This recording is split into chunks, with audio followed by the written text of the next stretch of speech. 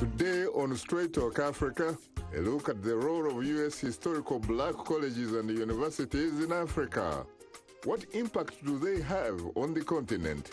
That discussion is coming up next right here on Straight Talk Africa. Hello, welcome Straight Talk Africa, live from the Voice of America headquarters here in Washington. I am Shaka Ssali. And today we are discussing the role that historically black colleges in the United States have played or play for Africans. Historically black U.S. colleges and universities like Morehouse College and Howard University are a familiar presence at the independence celebrations of several African countries. HBCUs play a critical role in ensuring that African Americans, Africans, and students of all races receive a quality education. My colleague Paul Ndiho has more on the story. Historically, black U.S. colleges and universities produced many of the leaders from the civil rights era. The Reverend Dr. Martin Luther King Jr. graduated from Morehouse College, Dr. W.E.B. Du Bois, Fisk University, Reverend Jesse Jackson, North Carolina A&T, and Congressman John Lewis also graduated from Fisk University. But less is known about the immense contributions HBCUs had in modeling and developing leaders in the struggle for the independence of countries in Africa. This generation of leaders was very outspoken in advocating for the rights of Africans and in fighting for the independence of many new nations. Dr. Nnamdi Azikiwe, who became Nigeria's first president in 1963, was a classmate of famed American poet Langston Hughes and former U.S. Supreme Court Justice Thurgood Marshall at Lincoln University in Pennsylvania. Dr. Kwame Nkrumah, Prime Minister of Ghana, the first black African nation to gain independence, graduated from Lincoln University in Pennsylvania. Dr. Hastings Kamuzubanda, Malawi's first president, graduated from Mahari Medical College in Nashville, Tennessee. Today, there are over 100 historically black colleges and universities across America, granting over 50,000 degrees to students of all racial and ethnic backgrounds, according to a Pew Research study. VOA's Ndimiake Mwakalele is a graduate of Howard University. Howard University gave me the foundation. I mean, for sure. I got my first degree there. So it was really a question of understanding what does it mean to study? And what does it mean to be informed about the discipline and the area of choice that you've identified as your career path. It really opened my eyes as well to the experience of the black American culture, the history of slavery, and how these historically black colleges really help to keep that memory fresh. Many historically black institutions of higher learning, like Lincoln University in Pennsylvania, Spelman College, and Morehouse College in Atlanta, Howard University in Washington, D.C., are continuing to play a significant role in educating students and empowering the African American community. Attending any university is now a very expensive proposition. Terry Hatto of the American Council on Education represents thousands of colleges and universities across the United States. A terrible conundrum that we face as a country. We want more and more post-secondary education. We want more focus on academic quality and graduation. At the same point, the funding sources for higher education have been diminishing. For the past 30 years, college tuition in the U.S. has been rising at twice the rate of inflation, and private schools now charge an average of more than $30,000 a year. Earlier this year, billionaire American philanthropist Robert F. Smith pledged to pay off the student loan debt of the 2019 Morehouse graduate. And my family is making a grant to eliminate their student loans.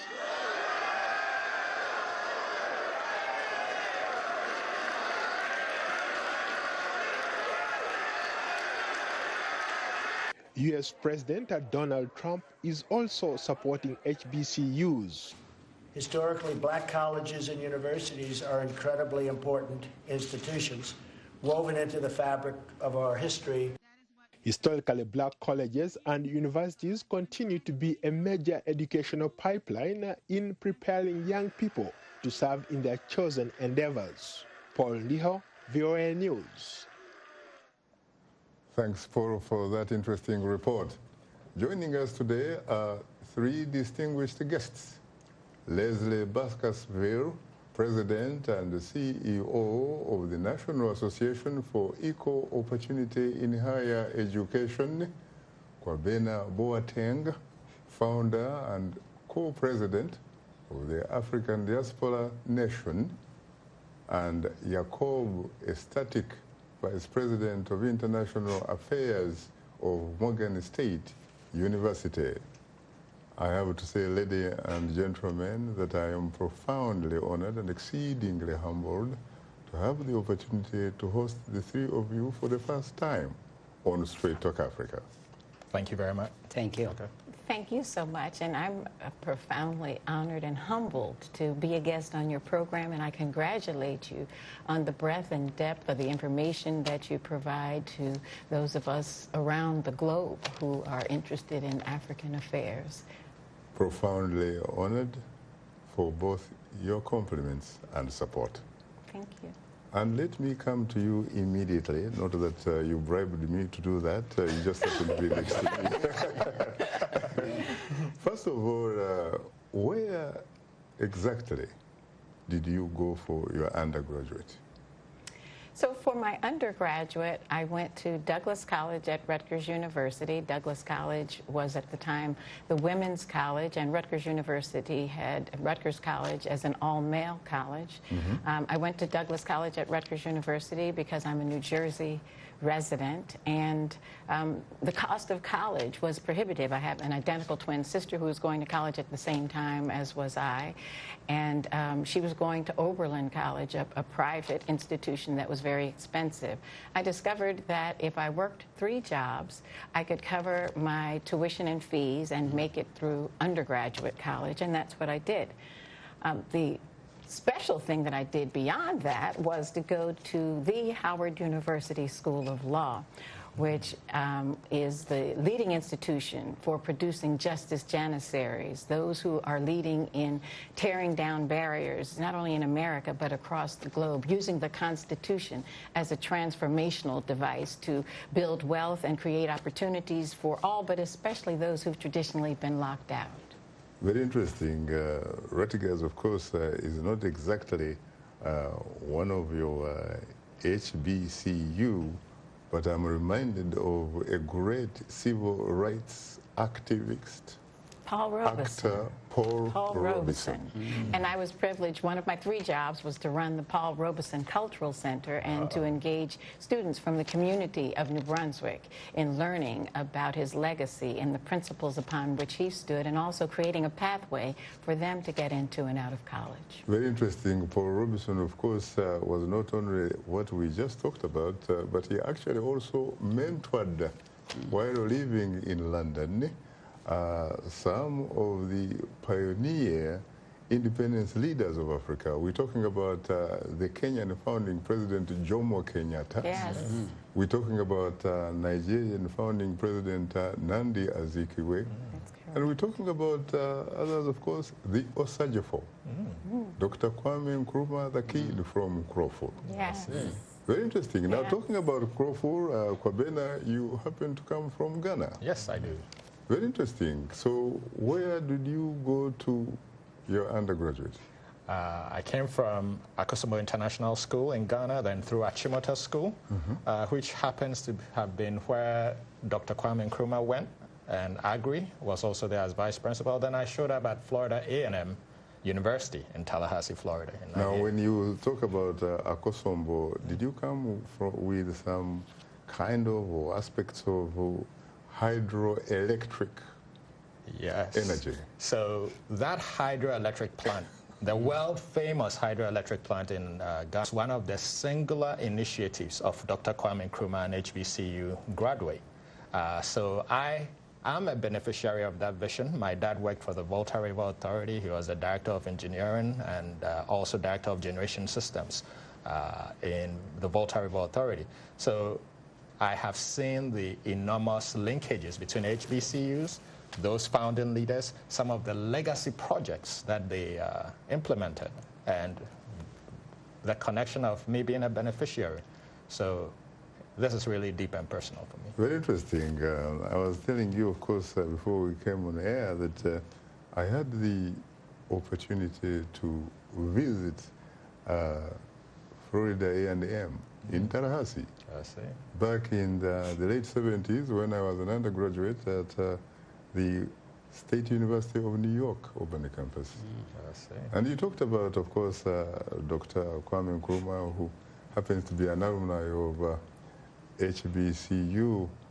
Well, it wasn't exactly Florida A&M, it was Lincoln. That's right. Yes. In Pennsylvania. Yes, it was. Very interesting. Yeah. What about you, Yacob? Yes. I'm also a proud alumni and graduate of an HBCU. I came to do my undergraduate degree at Morgan State University.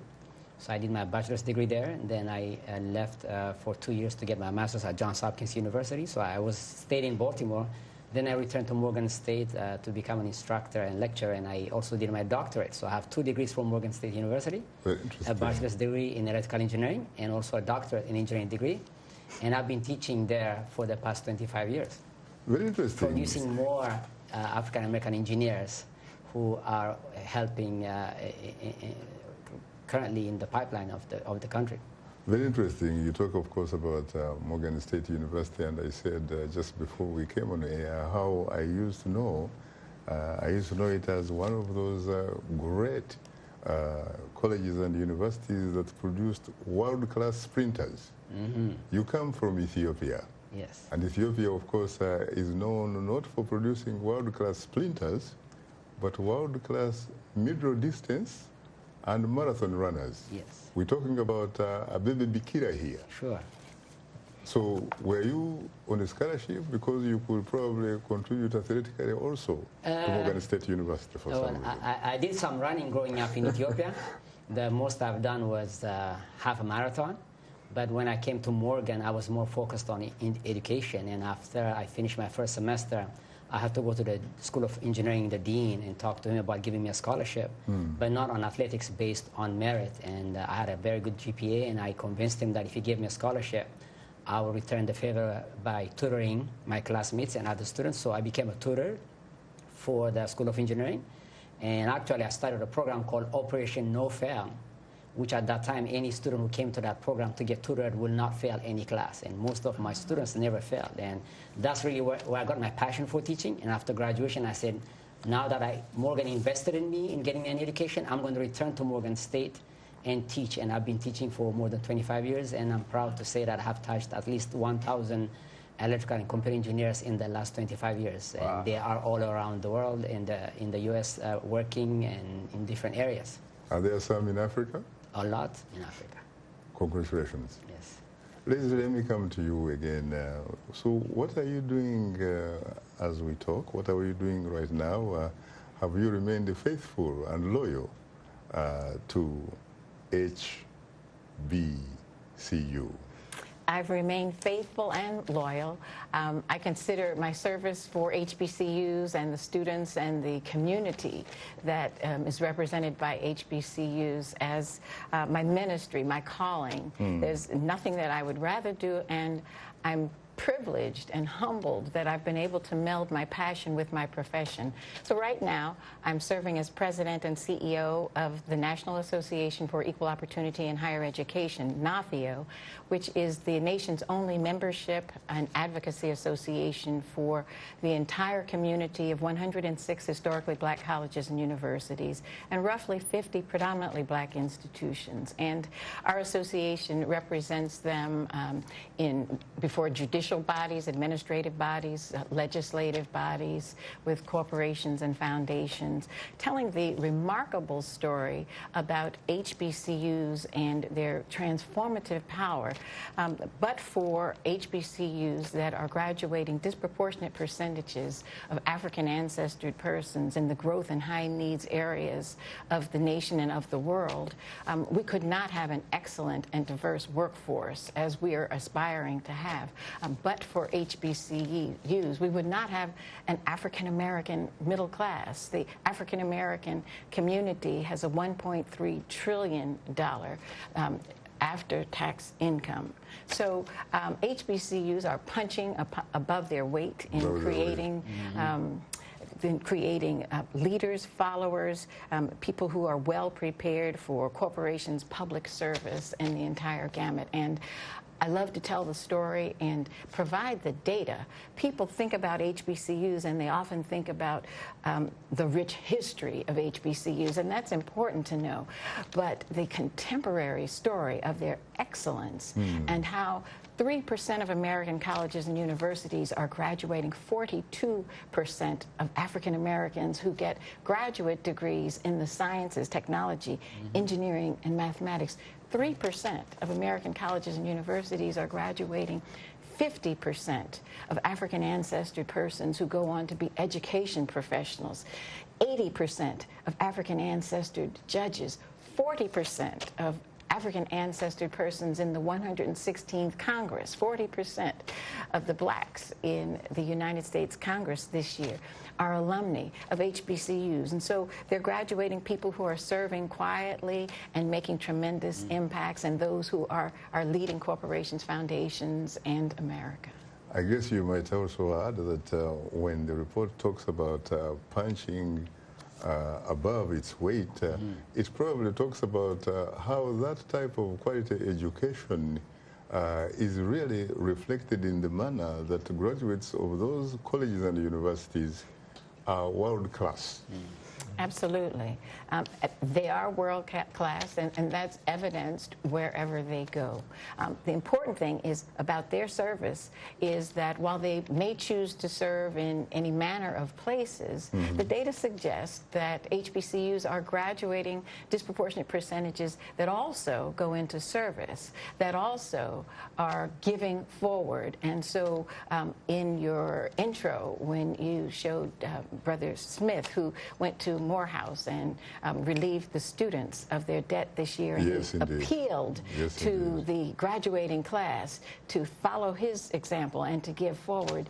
Within an hour, graduates were already telling the stories about how they're giving forward. One of the students was President George French. He's been the president of Miles College in Birmingham for years and done an outstanding job. He also represents the HBCU community on the national accrediting body. But his son was one of them who told the story. He said he was blessed, and he didn't personally have debt, but he had a plan to give forward, and others did that. And so what we like to talk about is their excellence in their academics, but also the underpinnings of the things that we taught them. HBCUs were founded as HBCU education and liberation institutions, HBCU theology institutions. And so as they have grown to become world-class institutions and to prepare students for today's workforce, they have hung on to, and they're instilling in our students those principles that really make them world-class. And what about the man who is, among other things, known for having said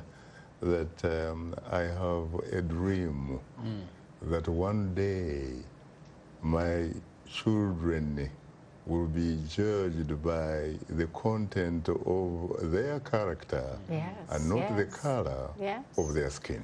Absolutely, Dr. Martin Luther King. And then we've talked about several of the gentlemen, but we have attorney Dr. Marian Wright Edelman, who is the world's foremost champion of our children, who has given voice to children, has made sure that at every step along the process of not only budgeting and prioritizing in America, but in world forums, she has been the most potent voice for our children, and she too is an HBCU alumna. And what about someone from New York, known as Spike Lee.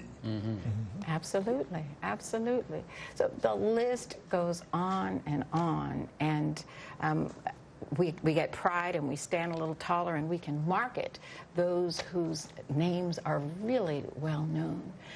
But I think also about some of those who have gone to HBCUs and they're now working in senior executive positions in the government, but they're working in their faith institutions to establish HBCU councils. I think, for example, of Alfred Street Baptist Church, not far from where we are, which is has the largest and most impactful HBCU forum and fair around once a year, where about 80 of HBCUs come. They're admissions counselors, student financial aid counselors, and students from all around the country come. They have an opportunity to get interviewed, to get student financial aid, and in some instances to get selected on the spot. Alfred Street Baptist Church is an exemplar in the types of individuals who are passionate about HBCUs, some of whom did go and some didn't go to HBCUs, but in their church, they are the most generous and supportive givers and supporters of HBCUs, their students, and the entire community. Very interesting. What about you, Kwabena? Well, right now, my main focus, she has enumerated the numerous benefits of historically black colleges and universities, and one thing I'd like to emphasize that they are citadels of educational leadership for decolonization and empowerment education.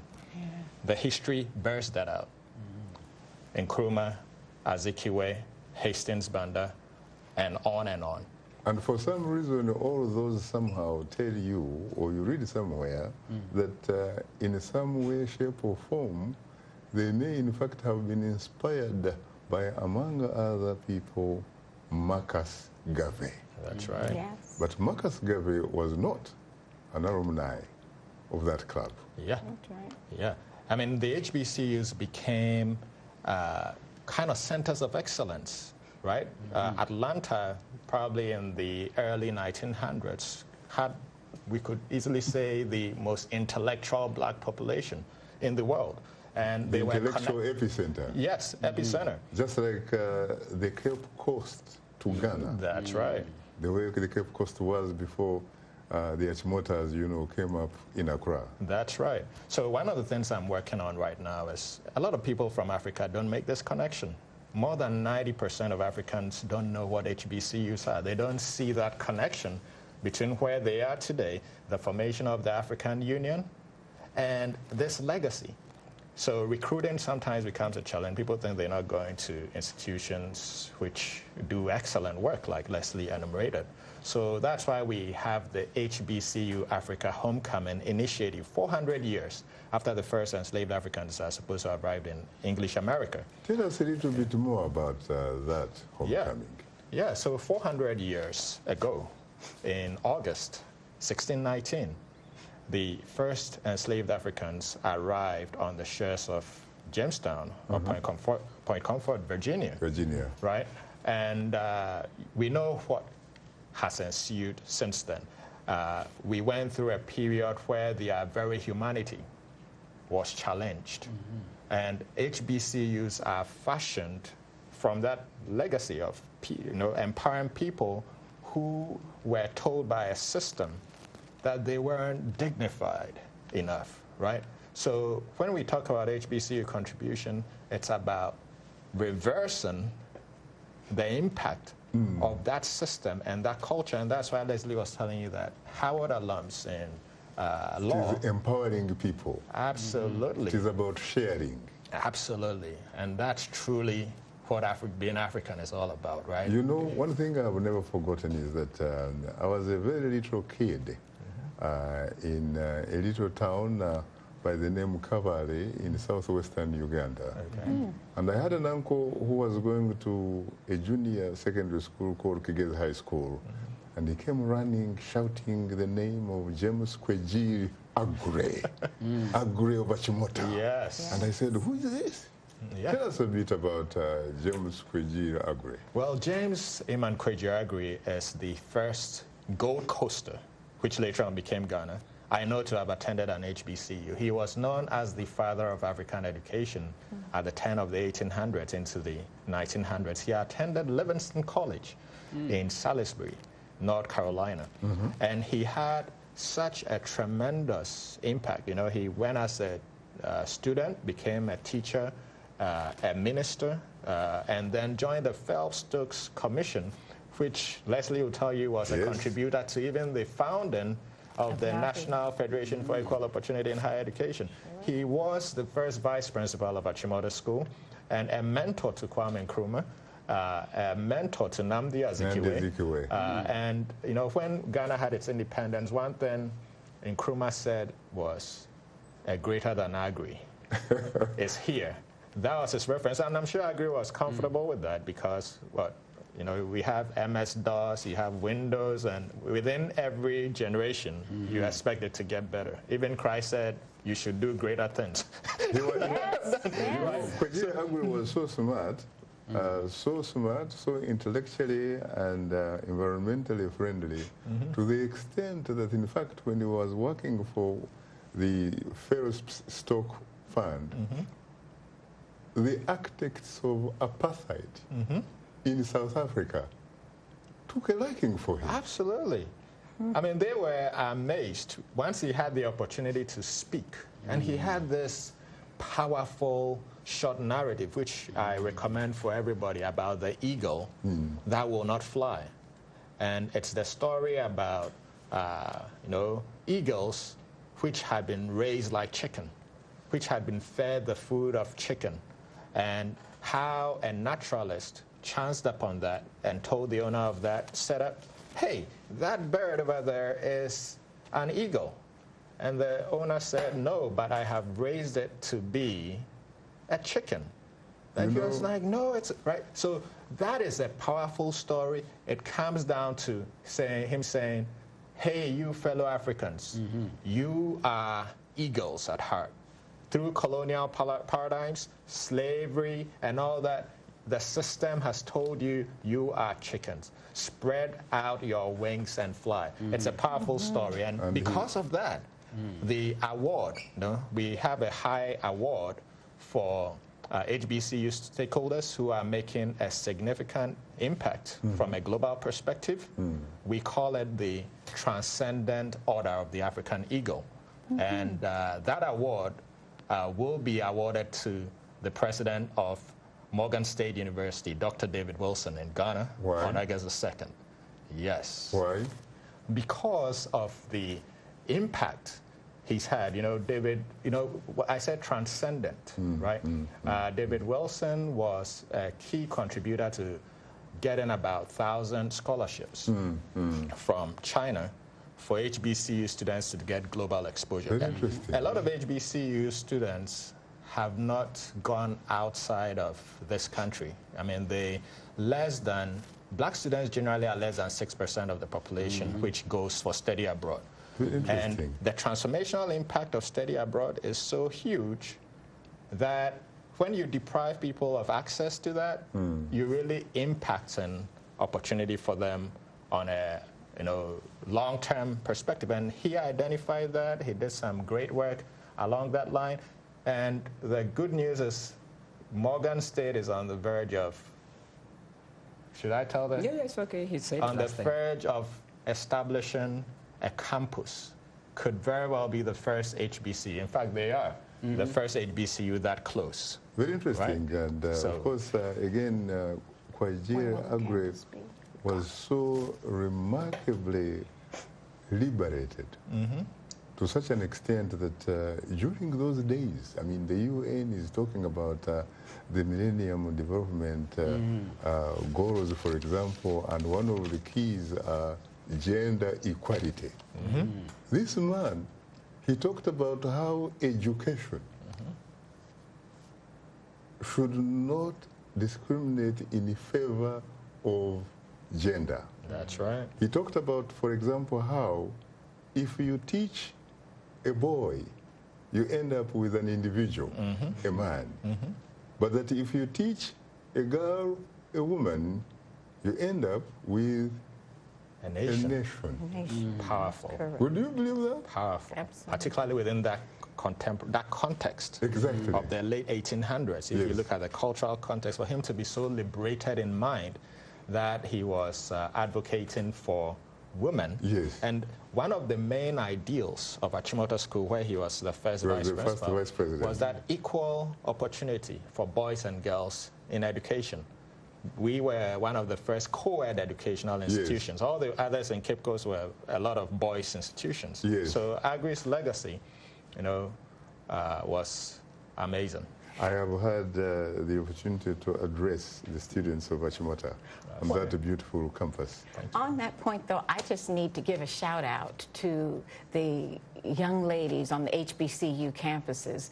In America now, I'm sure many of your viewers have heard that we're seeing a retrenchment in regulations that support efforts for equal pay and equal opportunity and anti-sexual harassment, anti-sexual discrimination. But the young ladies, our students on our campuses, and the faculty and others, and the men are coming together and are actually leading in the efforts to make sure that the clock is not turned back, to make sure that we are not losing progress against the hard-won efforts toward, and very slow efforts toward gender equality. Lezli, time happens not to be our best ally.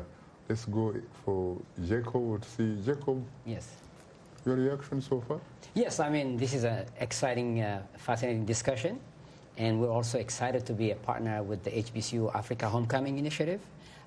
We at Morgan State have been doing excellent work in the past 10 years in supporting higher education in Africa.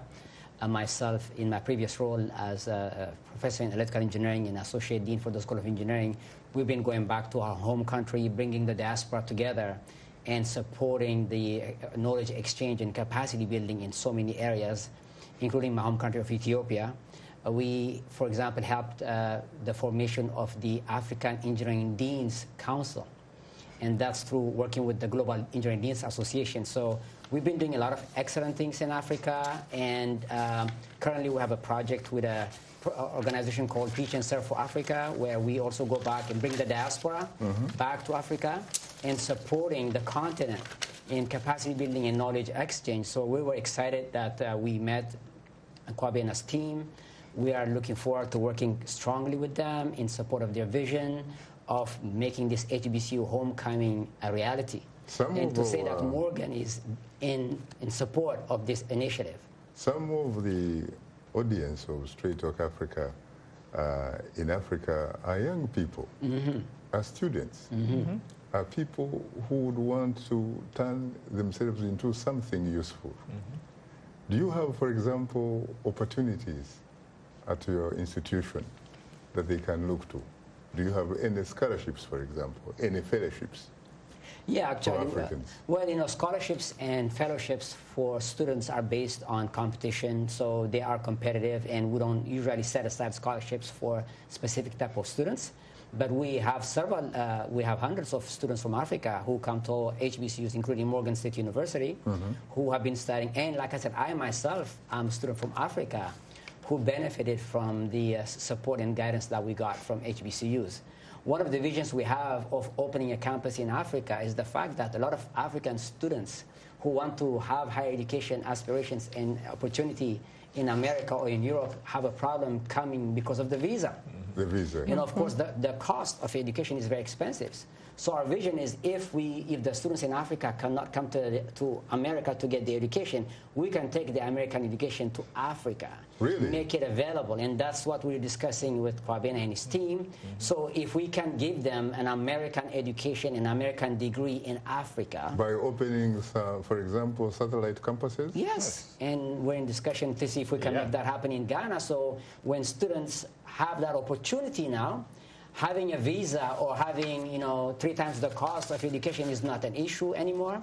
Another example I want to give is that in the work that I'm doing, for example, in my home country of Ethiopia, we are taking the latest technology of what we used to teach engineering in America, and we're showing them how it can be done in Ethiopia. And things are happening, so technology is changing. So what we're saying is that since we cannot bring every African who aspires to come to America or Europe for education, why don't we take the education and bring it to the continent? And how can the African students or budding students on the continent find out that type of information? It's going to be an announcement very soon. Our president has agreed to travel to Ghana to receive his award and also discuss these additional opportunities. I also will be traveling to Ghana to attend this conference, give workshops, but we just got started. It's going to be exciting. The next 3 to 5 years, you'll hear more news about this. There'll be a recruiting fair. Yacob and Kwabena, unfortunately, there is no democracy in Studio 47. If you are told by the producer to go for a break, you have to go without question. You are tuned into Straight Talk Africa. We'll have more of a discussion in a moment. So please don't go away, because we'll be right back with you.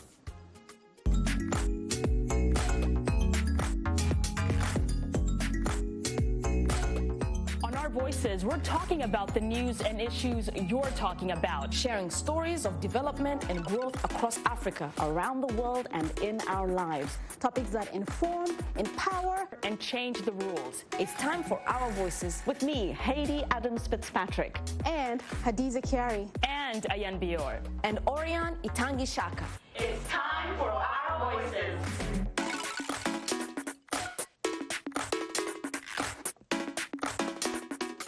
This is Straight Talk Africa on the Voice of America. Call us now with your questions and comments. The number is 202-619-3111, and the U.S. country code is 1. Call us direct and we'll call you right back. Remember to turn down the volume on your radio or television and keep your comments brief.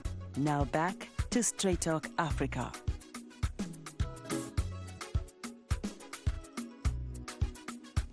Thank you very much, Astatke, and we appreciate all of the audience feedback. Straight Talk Africa streams live every Wednesday on Facebook. You can watch our show there and leave a comment. Now let's look at what's on tap for next week's program.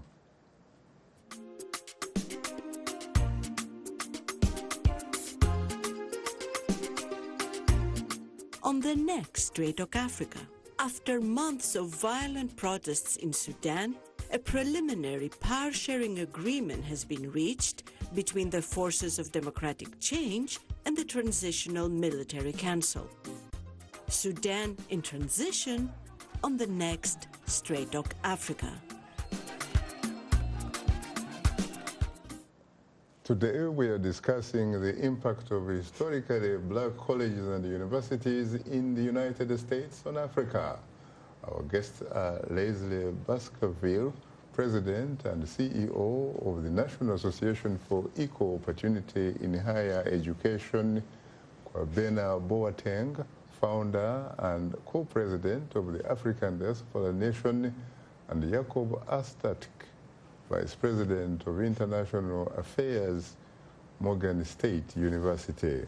I have to say, gentlemen and ladies and gentlemen, of course, that once again I am profoundly honored and exceedingly humbled to have the opportunity to host the three of you for the first time on Straight Talk Africa.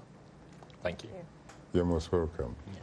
And to you, Yacob, I owe you an apology. Sure. And I hope that you'll find some space in your beautiful Ethiopian heart to forgive me for that. No problem. I was able to interject you because, as I said, there's no democracy in Studio 47. Yes. When the producer says go, you have to go. Sure. Just like a disciplined soldier on a parade ground. No problem. Could you pick up from where you left and Sure. complete So you your were talking thoughts, about please? opportunities for students. In that regard, I said that we welcome all students from Africa to apply, and Kwabena has indicated that there is actually a recruitment fair that will be happening in Ghana, where they're going to introduce HBCUs to the students. So I plan to go to represent Morgan State in that recruitment fair, and hopefully we'll be able to recruit excellent students.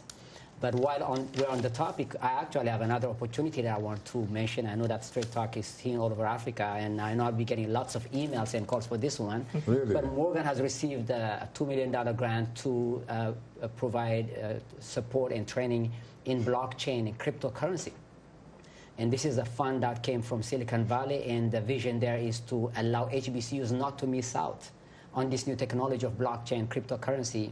So our fund is there, and right now we have a conference which will be held in New Orleans in October. And right now we have more than 35 HBCU faculty who have signed up to be taught about cryptocurrency. So the vision is to take that technology and teach it in their course so that HBCU students are aware of cryptocurrency and blockchain. Now, and our Yacob, president... Yacob, yes. it's not only HBCU students or staff that are probably being a little bit challenged in terms of what you call cryptocurrency. Yes. I'm sure there are millions of people in our audience who probably would like a little bit of clarification about that type of currency. Yes, so blockchain, you know, I'm sure a lot of people have heard about Bitcoin, where people are using digital currency to exchange and buy and sell. And that's a new type of technology, and it's really spreading very fast. And so this technology now is very groundbreaking, and it's very new and up and coming. So we want to make sure that our colleagues from HBCUs don't miss of this opportunity. So after Dr. Wilson spoke to Kwabena, he returned and he asked the principal investigator at Morgan, who's from the School of Business, to see if there's an opportunity for some African faculty to come and join this workshop that we're going to be having in New Orleans in November. And we have agreed that we're going to give 3 scholarships for Africans. It will be all expenses paid except for the airfare, where they were going to come and attend a 3-day workshop where they're going to learn all the basics about cryptocurrency, and they're going to return to their home institution in Africa, where they'll be able to teach blockchain, cryptocurrency, all these amazing new technologies to their students. And so we're excited to promote that event. And of course, they can contact me for more information. But that's the kind of work that we are trying to do in support of and building our partnership with our colleagues and universities in Africa. It's very interesting that you say that, because that reminds me of what happened in the early 1960s. There is what is called the Kenyan airlift. There are so many institutions that provided scholarships to African students from Kenya at that time, which was about to get or to regain its political independence, but they would have to buy their own tickets. And the African students, frankly, did not have the means with which to purchase those type of, logistical, tickets so that they could come for these type of opportunities. And so one great African-American artist by the name of Harry Belafonte was able to introduce one great Kenyan politician, Tom Mboya, to one great American senator or congressman from the state of Massachusetts, who was called JFK, John Fitzgerald Kennedy. Yes. And he was able, with his family foundation, to provide tickets for those students from Kenya to come to have an education in the United States. And it's quite possible that those students, in fact, may have included a future grand or future father of the first African-American president, Barack Hussein Obama. Yeah.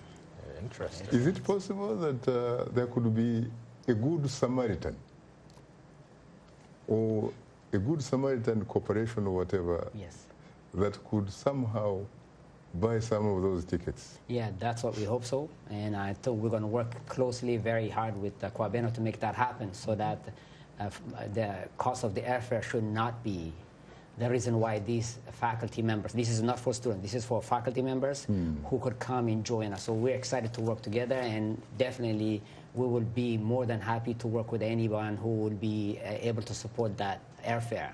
Very interesting. Yes. Another powerful thing is we're in 2019. Yes. Technology allows people to convene together in a virtual space, and it even allows for collaboration. So we've talked about doing working groups on critical areas of science, technology, and engineering, This could be one of these avenues where we have convening space in Africa, so that it even extends past 3. Yes. Because we would just retrofit the room with the right camera and equipment, and then you can have more people involved. And it's even going to get better with 5GLT and all that. So the opportunities are immense going forward. Very interesting. And President Donald Trump, I think, has actually chipped in. Was it $11 million? I have no information about that. For $11 million of his personal dollars? Not his personal. I think it's through the government funding. I don't know about that. Yeah. I know that we're now in a situation where we're fighting an effort by the administration to zero fund a critical pot of funds for HBCUs. In legislation, HBCUs have been recognized, and in fact, they are formalized in the Higher Education Act of America. Right. And in the Higher Education Act, it defines HBCUs as institutions that were born before 64 and before for the purpose of educating Africans in America, or the progeny of the American slave system. Right. And from 64 until the present, the country has recognized the centrality of HBCUs to the success of the nation. And in spite of that, HBCUs have endowments that are about 1/8 the size of the historically white colleges and universities, and HBCUs... 1/8. 1/8. And HBCUs also continue to bear a heavy burden of the extra cost of being an historically black institution in the bond market, as we do in housing and other areas. And so, bipartisan Congresses have supported HBCUs. This year, there's an effort to zero fund a pot of funds that have enabled HBCUs to become strong and to put in place some of the programs that yielded some of the successes that we talked about already. And so we're working hard to make sure that those dollars are there so that HBCUs can grow infrastructures, HBCUs can have a greater student-faculty ratio. HBCUs continue to produce diverse, outstanding graduates in arts and humanities, in health, in the law, in the entire gamut. And so we're working to overcome the effort to zero fund that. We also work to overcome the proposal to zero fund many of the pipeline programs that create the cohort of students that are prepared and excited to go into and out of HBCUs. And so we're doing that. But I just want to add to the thoughts of my brother relative to HBCU community. Morgan is a shining star like most of the HBCUs are. Our data, NAFEO's membership survey, suggests that 85% of HBCUs today have programs, offerings, relationships with either sister city or sister institution or exchanges, research exchanges, student exchanges, faculty exchanges, cultural exchanges, so many exchanges. And so our colleges and universities have strong relationships. The 1890s land-grant institutions, our agricultural schools, have gone to African countries, and they've put in place incubators. They've prepared training programs so that women, heads of households, can be well-equipped to prepare and care for their family. Our medical schools and public health schools are in African countries, providing health, sorely needed health, but importantly, working with doctors and health professionals on the continent in learning and exchanging information. And so I'm particularly excited to see if there's an opportunity with the International African Free Trade Area for us to increase exchanges in research and in goods and services provided by HBCUs. HBCUs have a number of patents, and they produce goods and services. Very interesting. What is your relationship, for example, with the Congressional Black Caucus? The Congressional Black Caucus is what we call the conscience of the Congress, and the Congressional Black Caucus is our most potent and consistent advocate for HBCUs and for the primary communities from which they come. This year, we're privileged to have a 50-member Congressional Black Caucus, and so the voice that has always been the conscience and very potent is now even more potent. And so we work with them as we do the range of other groups to make sure, on both sides of the aisle, to make sure that as many elected officials, as many policy shapers, as many corporate heads and executives, wherever they are, anybody who has an influence and resources and a passion for making sure that America lives up to its egalitarian ideal, that we close the wealth gap, that we close the health gap, that we close the education gap, that we close the justice gap. We want to talk with them and tell the story about the fact that America cannot realize its important goals without strong, thriving HBCUs. Until it makes sure that education becomes an equal opportunity employer. Everybody. Now, Kwabena, you talk about the homecoming. How much is, for example, the government of the Republic of Ghana, how much is it involved in this? Well, the HBCU Africa Homecoming Initiative has actually been endorsed by the Office of the President, responsible for Diaspora Affairs. President Nana Akufo-Addo himself. Yes, the Office of Diaspora Affairs at the Office of the President. So they are going to be part.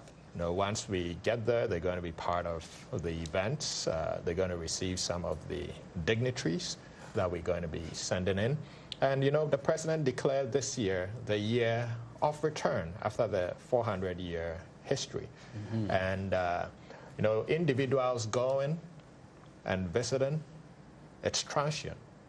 But the HBCU Africa Homecoming is about an institutional return, the establishment of a permanent bridge. And the whole initiative, the point is to facilitate a one-stop platform, and it's been endorsed by the African Union, by the way. Right. In fact, I was going to ask you, why not broaden it so that you can, in fact, collaborate with the African continent by working with the African Union, which is based in the Ethiopian capital, Addis Ababa. Well, we already are. That's why it's called the HBC Africa Homecoming, and it's been endorsed by the African Union. So we did the media launch at the African Union mission here. And the goal of Africa Homecoming is for us to move around. We started where the connections are strongest and where the environment is most conducive at this point in time, given the historical context. But the goal is definitely to move it around. And Lezli was talking about the African Continental Free Trade Area Agreement. African heads of states just about 2 days ago agreed to host the Secretariat in Accra, Ghana.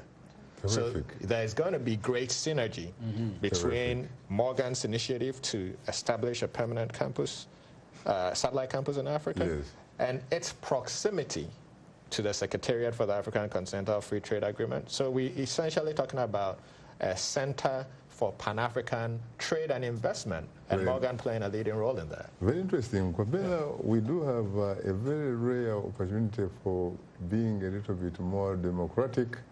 And so let's go to the lifeline of the show, which are the telephone callers.